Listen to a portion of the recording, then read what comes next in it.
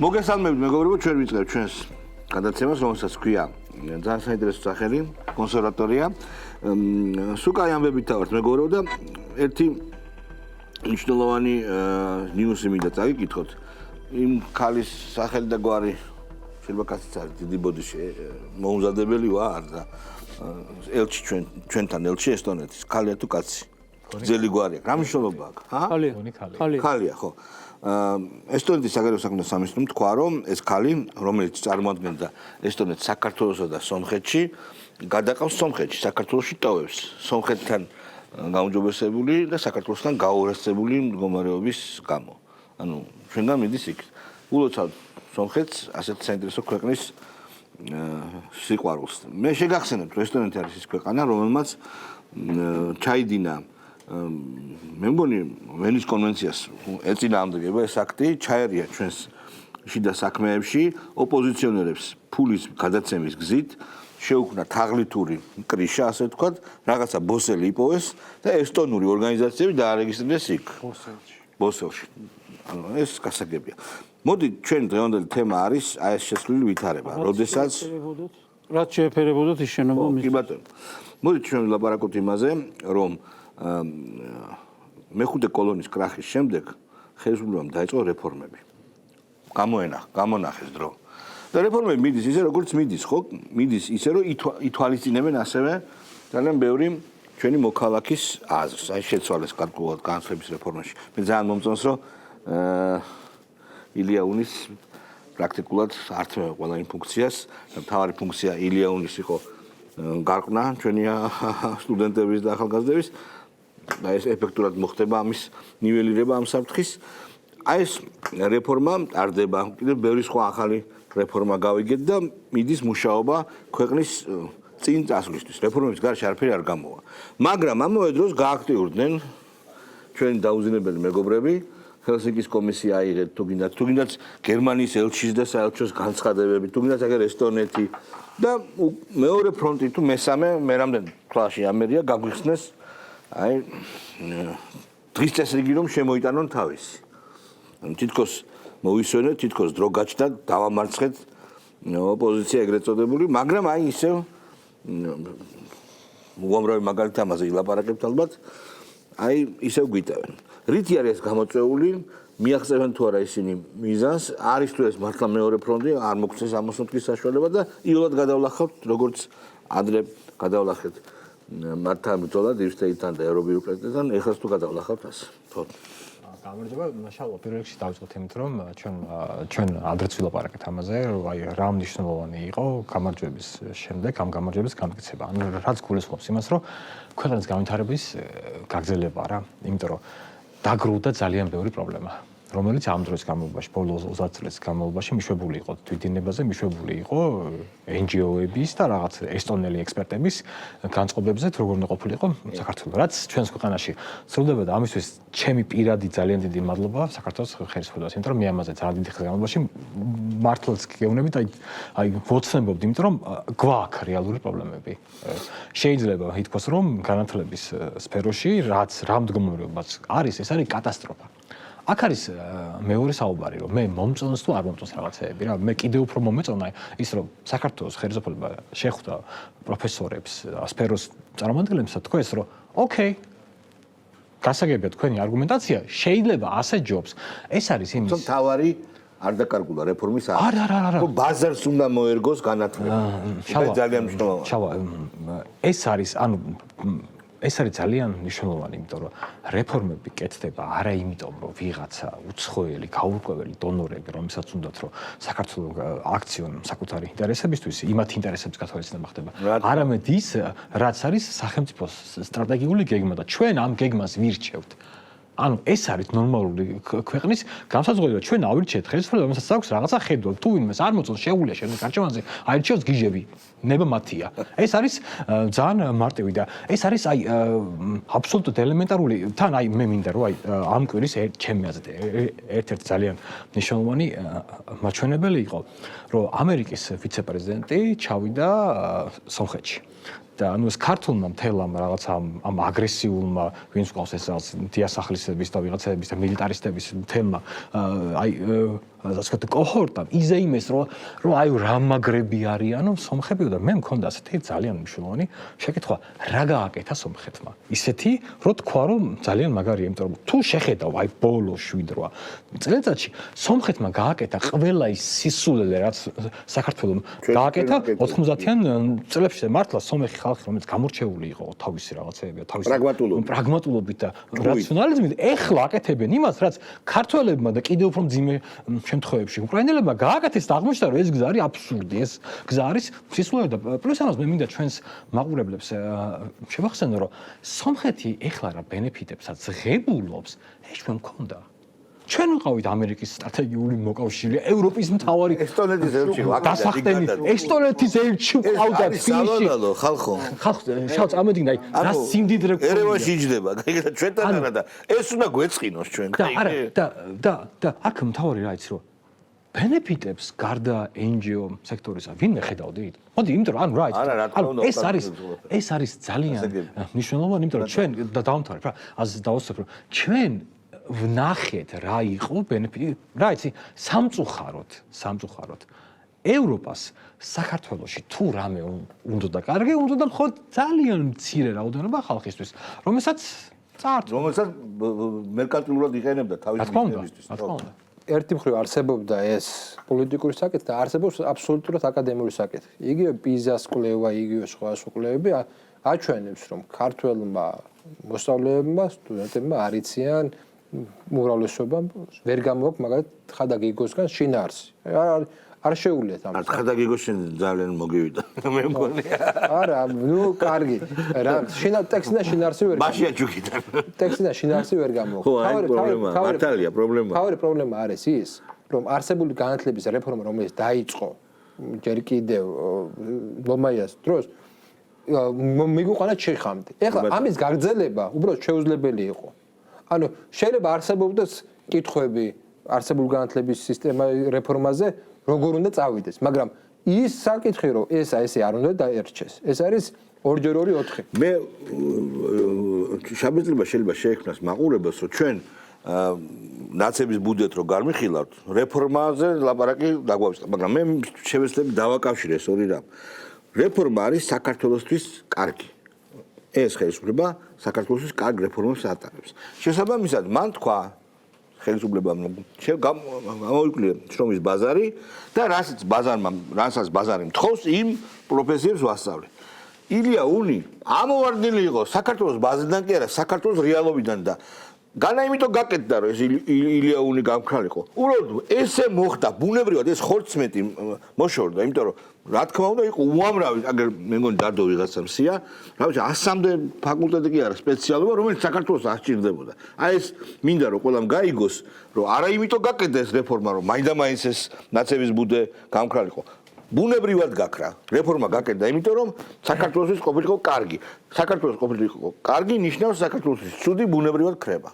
ხო, ანუ თავარი მომენტი არის ის, რომ ჩვენთან საბოლოო ჯამში იქნებოდა ესეთი სისტემა, რომ ყავდა აბსოლუტურად ძალიან ბევრი ადამიანი, რომელიც არსებულ ბაზარს ვერ ერგებოდა და ადამიანების დიდი ნაწილი რეალურად გამოდიოდა ჩვენ უცხოელებისთვის ზრდით. ეს სხვა ბაზარს ერგებოდა. სხვა ბაზარს ერგებოდა. ეგ შეიძლება იყოს რაღაცნაირად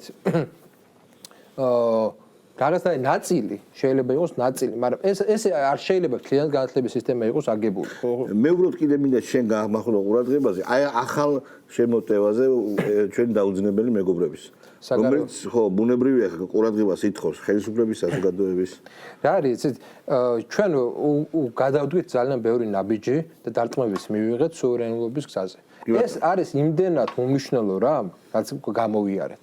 რომ ამაზე ახლა რაღაცა დიდი რაღაცა რეაქციაც მე მგონი არასაჭირო. უნდათ იქ სომხეთი გახდა ექსპერიმენტული ქვეყანა კავკასიაში. კი ბატონო, მოიცმა შეარგოთ. მე უბრალოდ მეწოდება სომეხი ხალხი, იმიტომ რომ ისინი აღმოჩნდნენ დღეს ისეთ მდგომარეობაში, სადაც მათი სახელმწიფოებრიობა არის იმდენად შეზღუდული და პრინციპში აზერბაიჯანი მოითხოვს მათგან კონსტიტუციის შეცვლას. აბა. და მოითხოვს არა მარტო კონსტიტუციის შეცვლას, არამედ ტერიტორიებს მოითხოვს უკვე. ეგ სულ სხვა რეალობაა დადგა.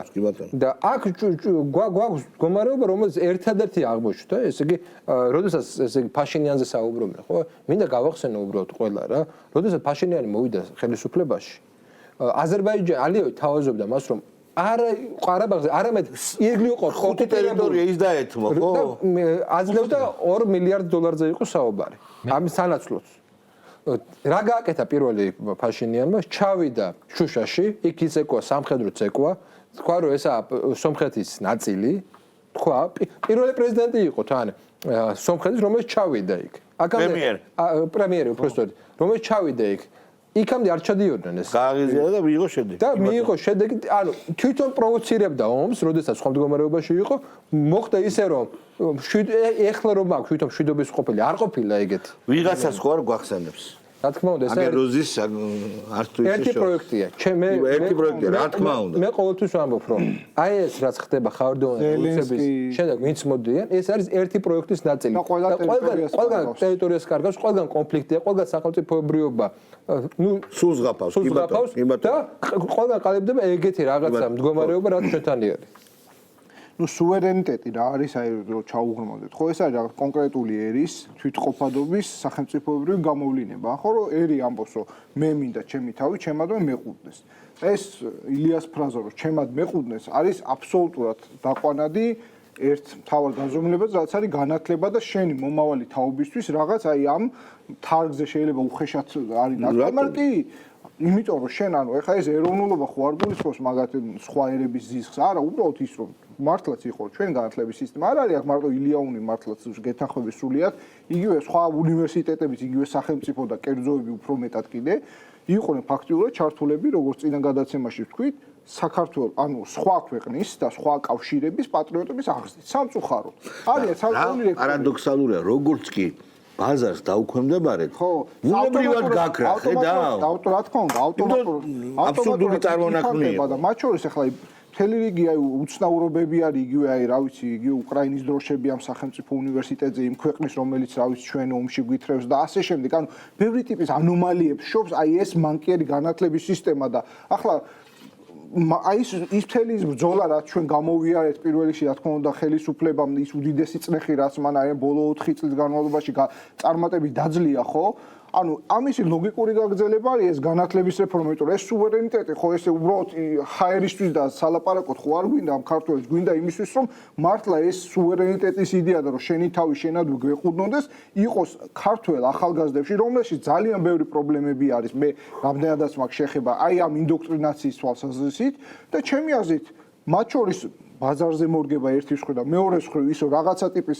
მე ესე ვიტყოდი აღმზრდელობითი ეროვნული მომენტი შეიტანოს რომ მაგალითად შენ არ გასწავლდნენ იმას რომ არა ანუ მაგალითად რომ აი ევროკავშირი არის აპრიორი სიკეთე პირობითად რომ ანუ პირველ რიგში აკადემიურობა რომ დაიწყო ანუ აკადემიურობის თავარი არსი ერთ-ერთი არის კრიტიკული აზროვნება და რასაც ჩვენ ვადევნებდით თვალყურს ბევრი სახელმწიფო უნივერსიტეტებიდან გამომდინარე, იყო რომ ფაქტობრივად იყო რაღაცა სექტა და არის სექტა, რომელშიც აბსოლუტურად განსხვავებული აზრი არის განდევნილი. შენ თუ რაღაცა X აზრი და თუ მაგალითად ანტისახელმწიფოებრივ აქციებს არ უერთდები, შენ ქულას არ დაგიწენ. ესეთი პრაქტიკები ხო იყო, მარტო ილიაუნში კი არა, ყველგან იყო, აი იგივე თესეუშიც იყო და სხვა იმეებშიც იყო.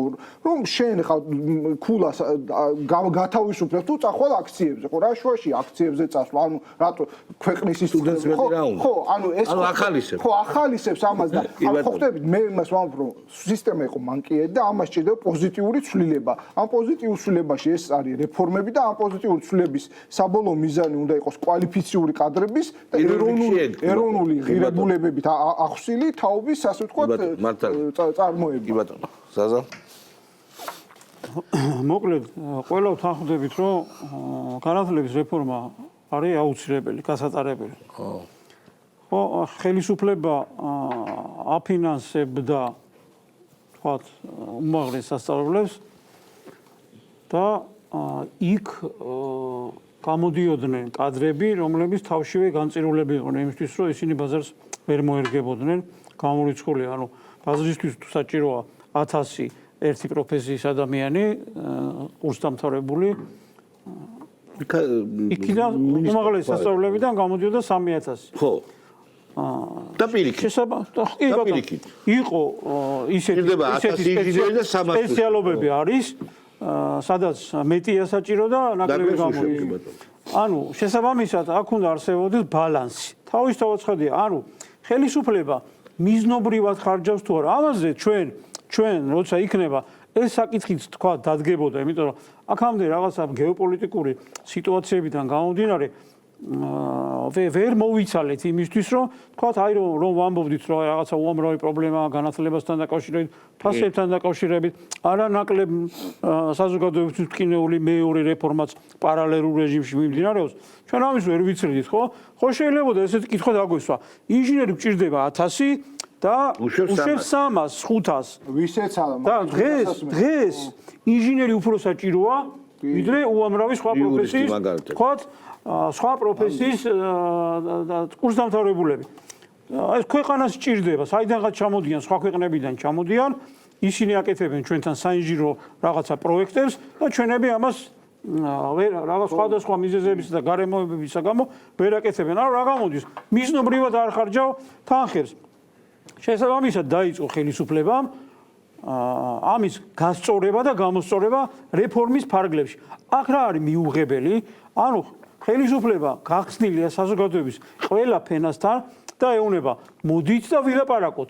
აგერ ბატონო, რეფორმის ფარგლებში ტექნიკურ უნივერსიტეტთან დაკავშირებით გამოაცხადა, თქვა რაღაც ფორმა გაუქმებასთან დაკავშირებით. მოხდა ისე რომ დაждდნენ და ისაუბრეს და გაითვალისწინეს, ანუ რაღაცა შეჯერდნენ საზოგადოების პროფესორ აკადემიური წრის აზრი და დარჩა ისე როგორც დარჩა. ისევე არ დარჩა საშუალო რო აიღეს ეს ოქროს შუალედი და სხვა ძალიან მომეწონა დაუბრუნდა იმ ტექნიკურ თქვათ რაღაცა პროფილებს, რასაც სინამდვილეში GPI უნდა უშვებდეს, ხო? ხო და ეს ხალხი, ანუ როდესაც გეუბნები რომ მოდი ვილაპარაკოთ და საზოგადოებისთვის საჭირო პრობლემებთან დაკავშირებით ვსაუბრობთ, ამასობაში ეს უსამშობლოების ერთი დიდი ნაწილი ქუჩა-ქუჩა ისევ ქუჩიდან გვეუბნებიან, რომ იცი რა, ჩვენმა დაგაბრუნოთ ევროპულ ორბიტაზე. თქვენ ხართ რუსულ ორბიტაზე. აი, სხვა რა ახლა იმაზე რა ქვია, რეფორმებთან დაკავშირებით ხო ერთი-ორჯერ რაღაცა გაიღნავლეს, ხალხი არ აყვა, იციან რომ არ აყვება და ისევ იმას აწვდიან, ბოდიში მომითხოვენ ამ გამოთქმაზე რაღაცა უნდა დაგაბრუნოთ ევროპულ ორბიტაზე და ესენი ვარ ჩვენ და იმისი ხოშტარიას განცხადება წავიკითხე, ანუ ამათ რო ასამართლებენ ახალი საბოტაჟის საქმეში ხო ნახე? კი. დასავლეთ სასამართლებელო, ანუ თავიანთი თავი გაიგივებული აქვთ დასავლეთთან, წარმოგიდგენიათ ეს რა კატეგორია ხალხი? თან ვინ ამბობს კაცო ნომრიანი აგენტი. ზოგს ნომერი მაინც არა. უბრალოდ რომ არ ვიცით ხო, მაგრამ ეს ჩვეულებრივი ნომრიანი აგენტი არის ხო? ეს არის ორჯერლოვანი. ანუ ესენი აცდენილები არიან, საერთოდ რეალობას მოწყვეტილი ხალხია. ანუ ვერ წარმოუდგენიათ სად არიან, იმის იქით არაფერი არ იციან. საერთოდ წარმოუდგენა არ აქვთ, უკვე რაზელა, ანუ როგორც კი ხედავთ, როგორც კი ჩადგა სახელმწიფო თავის ფორმაში და გადავიდა სამუშაო რეჟიმში, სადაც საჭიროა ინტელექტი, სადაც საჭიროა თქვათ რაღაცა რესურსი, ხო? საერთოდ ახლოსაც არიან ზოგი ვერც ბედავს რომ ილაპარაკოს და ვინც ლაპარაკობს, ეხლა თქვათ რა მოდი რა, გახარიას წარმომადგენელი იყო დებატებზე მისული. ესე ძალიან ისე განვიხილოთ რა.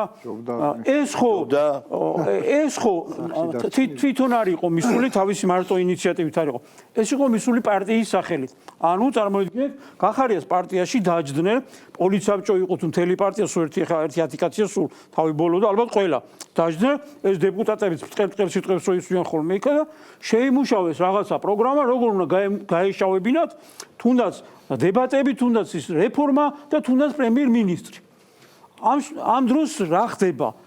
ანუ მთელი პარტიის აზრია და საზოგადოება უყურებს თავისი ამომრჩეველის ხო უყურებდა ეხლა ამომრჩეველი ვინც ყავს რომ გენაცვალე მიდი ნახელებს უზავს ახლა ეს იმას ყუილებს იძახდა პრემიერ-მინისტრს უყურე ჯერ დემაგოგიას თავი დავანებოთ რომ დემაგოგები არიან არა უყურე რაშია საქმე შენ იმხელა პასუხისგებლობა უნდა გქონდეს შალვა შენი ამომრჩევლის წინაშე რომ როდესაც ამბობ თქვათ რაღაცას თუნდაც დემაგოგიური ეს ბოლომდე უნდა დაიცვა როდესაც პრემიერს ეუბნები რომ მილიონიანი მანქანა შენ იყიდე მილიონიანი მანქანა პირობითად ხო ისიც უნდა ინფორმაცია უნდა მოიძიო როდის არის ნაყიდი და მინიმუმ იმის უნარი უნდა გქონდეს რომ 2023 წელს ვინ იყო თქვა პრემიერ-მინისტრი იქიდან გამოიტანო რაღაცა ანალიზი დაასკვნა ამის უნარი არ აქვს ეს ერთი ასევე დემაგოგიურად აცხადებ რომ პენსიონერებს უნდა მოუმატოთ 200 ლარი და ამის რესურსი არის თქვენ არ გინდათ რომ მოუმატოთ რატომ 200 და რატომ 400 არა კაცო როგორ და ანალოგიურად კითხვაზე ანუ შენ ხო სახელმწიფოს მართვის ისა ამბიცია გაქვს რომ თქვენ უნდა მართოთ სახელმწიფო გეუბნებიან რომ აბა შენ როგორ წარმოგიდგენია როგორ უნდა გავზარდოთ პენსიები 200 ლარი უსაფრთხოების სამსახურსო წარმოიდგინეთ ეხლა თქვენ რა ბრიყვები არიან რა ძალიან ბრიყვები არიან აი უბრალოდ როგორ არის იცი აი მე უნებით ხომ რატო გეშლება ნერვებიო ბიჭო ბავშვმაც იცის რომ ნებისმიერი ქვეყანა ცდილობს რომ რაც შეიძლება მეტი რესურსი მოიპოვოს მით უმეტეს იმ სიტუაციაში რა სიტუაციას დღეს არის სოფლიოში რომ თავის უსაფრთხოების სამსახური იყოს გაძლიერებული და იმდენი თავი დავანებოთ 2 მილიარდი უნდა იმის გაზდას, რასაც მაგალითად ესეთი არ აქვს სულ ჯერ იმდენი რესურსი არ აქვს. და ამას აცხადებ რომ აი 2 მილიარდი რაღაცა სულს უნდა წავართვა და პენსიონერებს დაურიგო.